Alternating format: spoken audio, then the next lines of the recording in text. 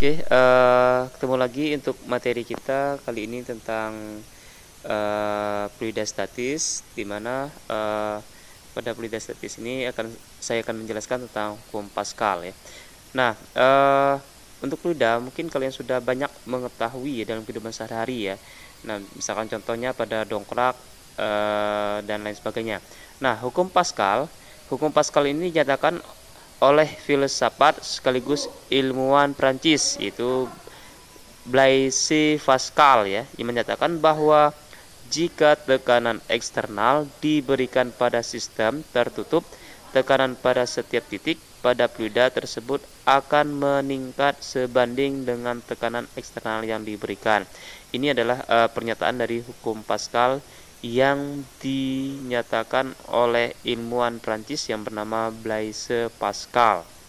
Nah, di mana kita ketahui untuk persamaan dari hukum Pascal, ya, persamaan hukum Pascal dalam sistem tertutup dapat disimpulkan dengan agar lebih simpel, formula dapat ditulis dengan V keluar sama dengan V masuk, di mana V itu adalah merupakan tekanan ya, maka tekan keluar itu sama dengan tekanan yang masuk.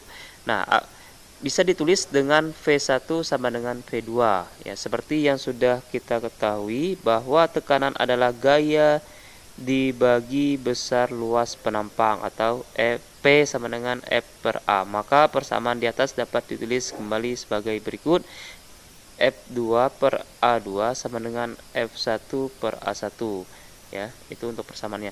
Nah, persamaan hukum Pascal ya, hukum Pascal menyatakan bahwa tekanan di piston sebelah kiri ya, piston 1 sama dengan piston yang ada sebelah kanan ya, atau piston 2. Secara sistematis dapat dirumuskan sebagai berikut: V1 sama dengan V2. Nah, pada pembahasan tekanan, persamaan rumus tekanan itu adalah V atau tekanan sama dengan F per A, atau gaya dibagi dengan luas penampang. Ini untuk persamaan dari tekanan ya. Nah, rumus tekanan di atas disubstitusikan ke persamaan P1 sama dengan P2, maka akan menjadi pada berikut ini ya, V1 sama dengan V2 itu sama saja dengan F1 per A1 sama dengan F2 per A2, atau gaya 1 dibagi dengan luas penampang 1 sama dengan gaya 2 dibagi dengan luas penampang 2. Ini untuk persamaan dari persamaan tekanan ya. Nah, pada rumus di atas juga, A adalah luas penampang piston yang bisa dianggap berbentuk lingkaran. Dengan demikian, rumus bisa disederhanakan menjadi V1 sama dengan V2, atau F1 per F2 sama dengan A1 per A2, atau F1 per F2 sama dengan VR1 kuadrat per VR2 kuadrat. Bisa dituliskan F1 per F2 sama dengan R1 per R2 kuadrat dikuadratkan ya. Jadi ini untuk persamaan dari hukum Pascal ya. Nah, di mana untuk P1 itu sama dengan tekanan pada piston 1, V2 sama dengan tekanan piston 2, F1 gaya pada penumpang piston 1, dan F2 gaya tekanan pada penampang piston 2, A1 luas penampang pada piston 1, A2 luas penampang piston 2, R1 jari-jari piston 1, dan R2 adalah jari-jari piston 2. Nah, ini untuk keterangan dari hukum Pascal pada persamaan tekanan hukum Pascalnya ya. Bisa diperhatikan pada gambar mekanisme ya, hidrolik di bawah ini ya.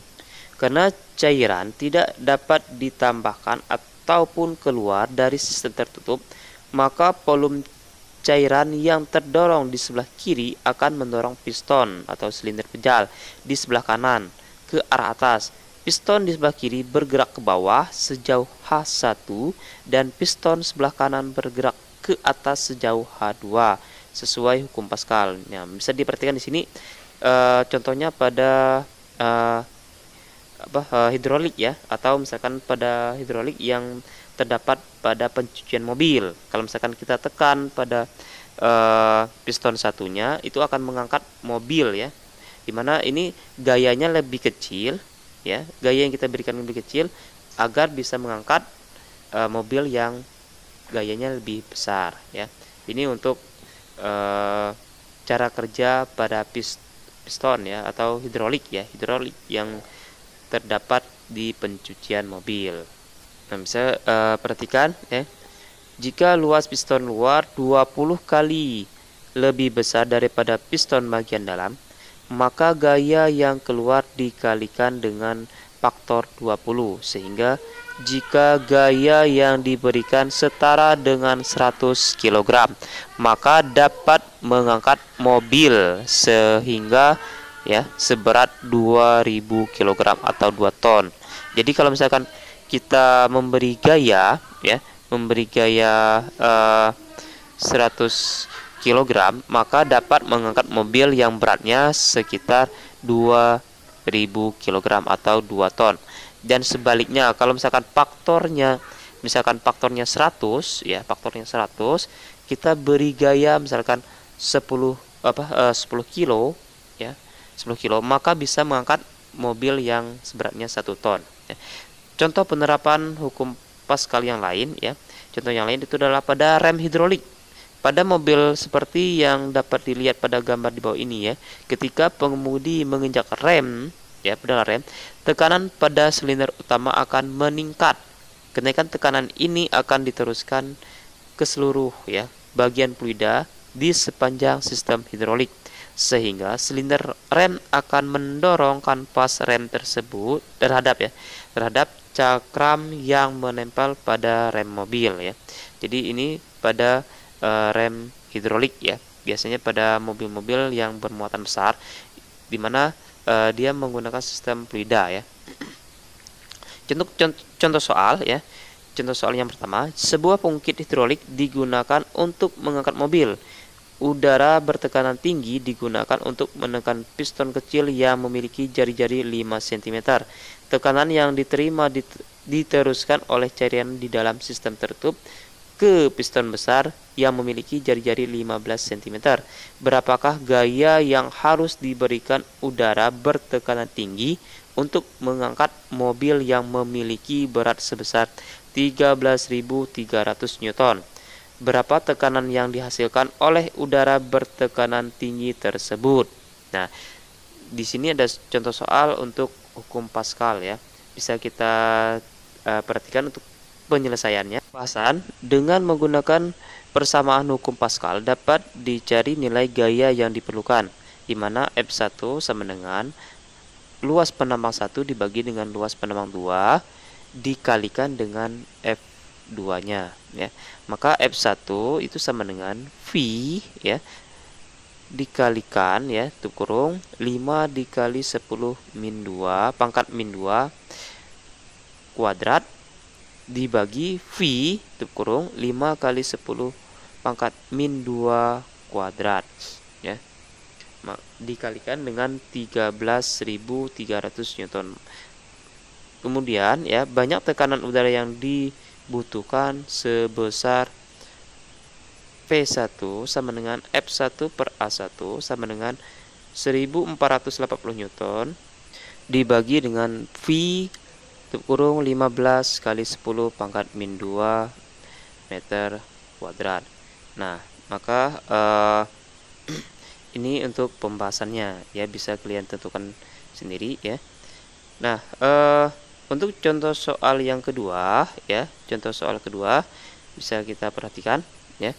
Sebuah pengungkit hidrolik digunakan untuk mengangkat sebuah beban sebesar 1 ton.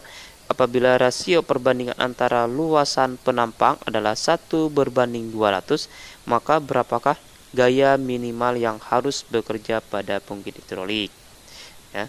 Nah, ini yang kita tentukan adalah gaya minimal yang kita berikan. Jadi kalau 1 ton, gaya yang diberikan berapa? Dimana untuk rasionya adalah 200 ya. Berarti bisa kita bandingkan ya. Jadi kalau misalkan 200 rasionya ya 1/200, dengan beban 1 ton, gaya yang kita berikan adalah sekitar 50 Newton. Caranya gimana? Nah, kita bisa tentukan. Jadi perbandingannya itu udah, kalau 1 ton itu kan 1000 kg. Ya, 1000 dibagikan dengan 200, itu hasilnya adalah 50. Jadi kalau misalkan rasionya 200 dan beban yang ini adalah 1 Newton atau 1000 kg, itu adalah 50. Makanya bisa kita tentukan di sini A1 per A2 itu sama dengan 1 berbanding 200 ya.